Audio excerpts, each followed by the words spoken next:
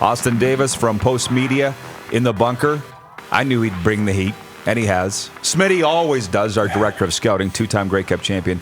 And we're going out on video chat now to join a guy that needs really no introduction, Stu Grimson, who I will start by thanking for waiting through the break. Grim Reaper, good morning. How are you, sir? Hey, I'm very well. Rod, I have to ask, just your internal furnace and your ability to be able to regulate your body with that fire burning right there underneath your desk.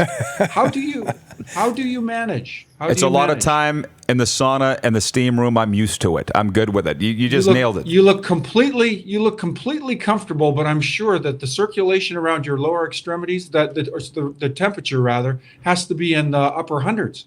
Well, if you remember, it's going to get cold here pretty soon, Grimmer. It is Canada, by the way, so I'm okay.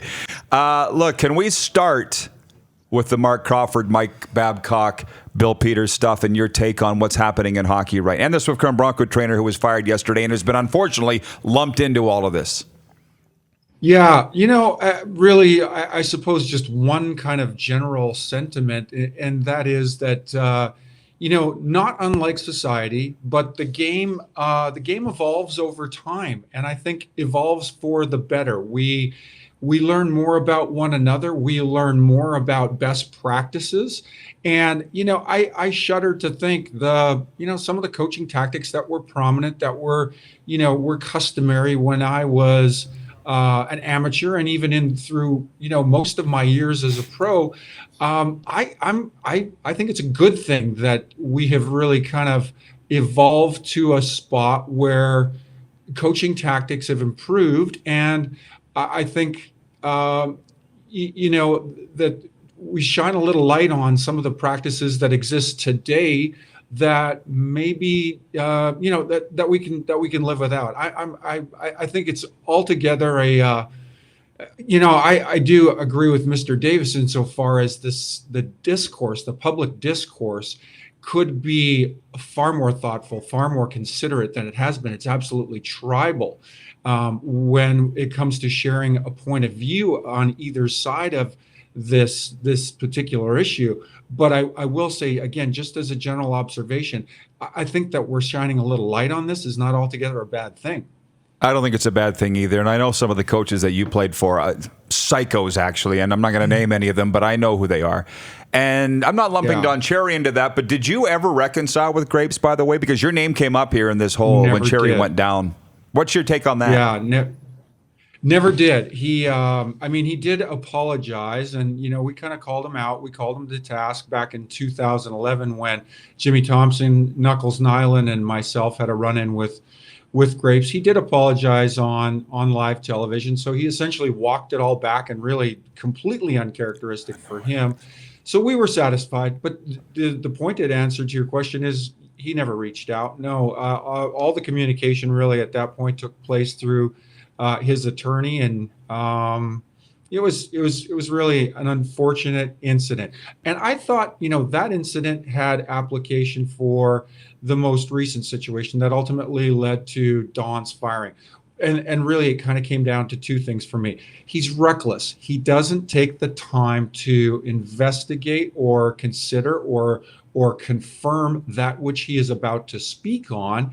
That was true in our situation. He was acting or took a position about something that he thought we had said, Chris and I had never said, and he went live on almost the tallest soapbox in all of Canada, which is Hockey Night in Canada. So, one, I think he tends to be reckless. He speaks out of turn. He speaks about from an ill-informed point of view. And number two, I think when Don speaks into areas outside of the game, outside the context of the game itself, that's where he gets himself in trouble. I think he's free to speak with real candor when he's talking about the game itself. But there are times, and I think the most recent example, and going back to 2011, when he ran the wrong ways on Knuckles and myself. When he gets outside of the sport itself, that's when he gets himself into trouble.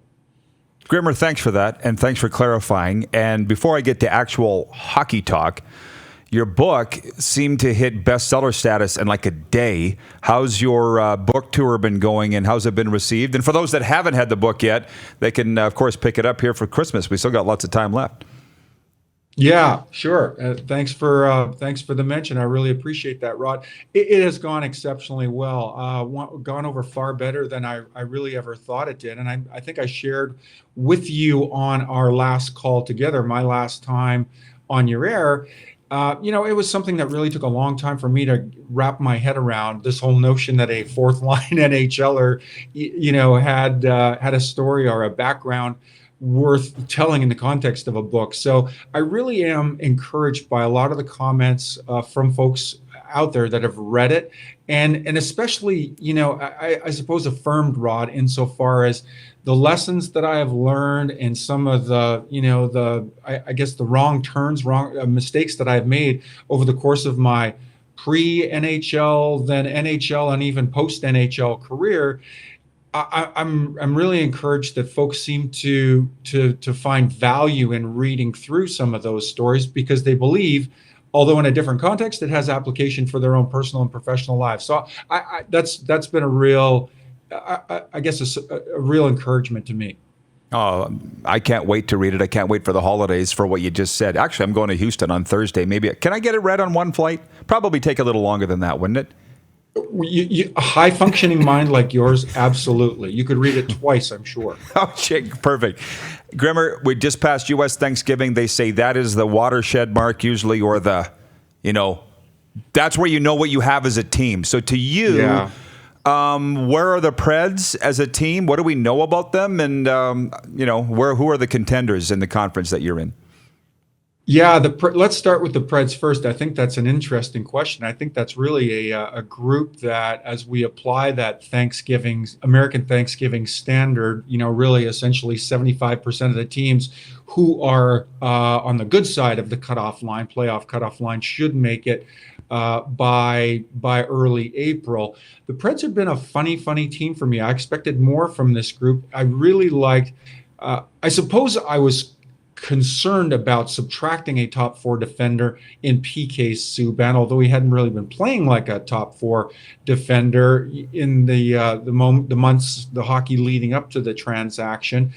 So a little bit concerned about the way they looked on the back end, but it was really their, I guess, the front line, the forwards that I was most encouraged about, insofar as they've added Matt Duchene. Now you've got a really deep squad down the middle. I really thought that this is a club that had arrived and really were as dangerous up front as any club in the West. Oddly enough, the one area I thought they were really secure in was goaltending. Pekka, probably over the last a dozen games or so, maybe let's say the second half of the first quarter, if I can kind of split the fraction that fine. But the last block of games, 12 or so games, I think that Pekka and Saros have failed to turn in kind of solid goaltending we're accustomed to them seeing. So to me, as I kind of look at the three segments of their lineup, that might be the issue. That might be the area where they're most at risk, or maybe the most logical explanation for why they are where they are. Sounds good. Anything else, Grimmer, before we let you go and get back to work? No. I mean, before we get together again, I got to get something on these walls. Every time, I jump on your show, I am reminded how scantily decorated these walls are. I got to fix that. It's very clinical. You're not in a clinic, are you?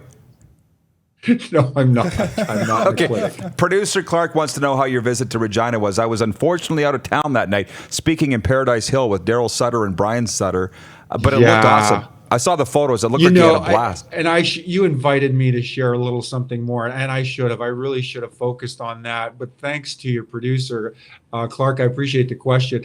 I had a ball coming back to Regina. So it ended up being on the Thursday night I was back, going back a couple of weeks now. I got a chance to speak at the fundraiser for Mobile Crisis Services.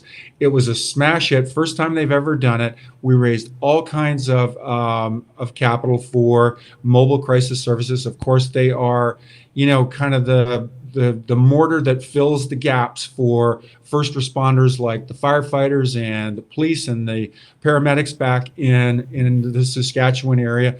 They're the caring human touch Mobile Crisis Services is. So we had a great time at the Audi dealership out there on, I think it was Albert Street.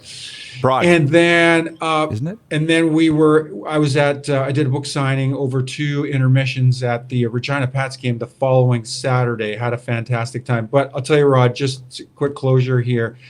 Coming back to the place where it all started for me and having a chance to connect with fans about the book and about those days, it was just a wonderful opportunity, and got to spend a little time with my old buddy Brad Tiger Horning as well. So it was good to see Brad. All right. Well, you know what? Hopefully it's not a one and done. You always are welcome here. You got a home here, Grimmer, and appreciate it, man. You're the best. Merry Christmas, not happy holidays, and we'll do it again soon. Okay, sounds great. Thanks, Rod. You're watching Rod Pedersen On Demand. For more of The Rod Pedersen Show, visit rodpedersen.com or follow Rod Pedersen on social media.